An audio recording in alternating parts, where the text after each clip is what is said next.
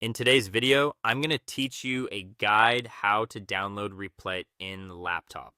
If you're looking to run Replit as a dedicated app on your laptop instead of just in the browser, this walkthrough is for you.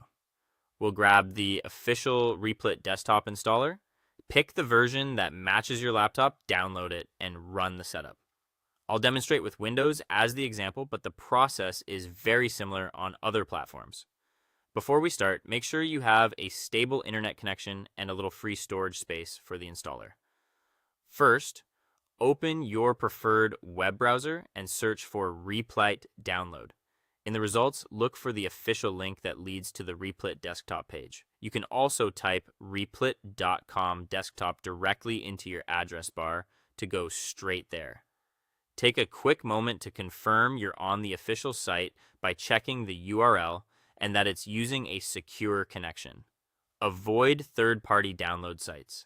The safest and most reliable version always comes from Replit's own page.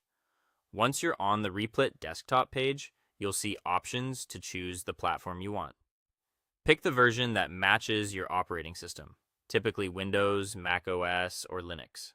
If you're not sure what you're running on Windows, you can open Settings and check System About, while on other platforms you can check About this Mac or your system settings. Choosing the correct platform ensures the installer runs smoothly and avoids compatibility issues. For this example, let's use Windows. Click on Download for Windows. Your browser will begin downloading an installer file, usually named something like setup.exe. If your browser asks where to save it, choose your default downloads folder, so it's easy to find later. Keep an eye on the download progress and wait for it to complete before moving on. If your browser flags the file with a security warning, that's normal for executable files. Just confirm it's from the official Replit site before proceeding. When the download finishes, open your downloads folder and double-click the setup.exe file.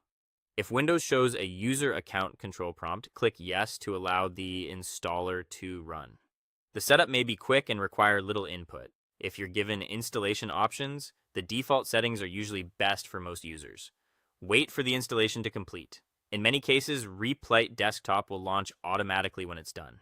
If not, you'll find it in your Start menu or on your desktop as a shortcut, ready for your next coding session. That's all for today. Thank you for watching, and I'll see you guys in the next one.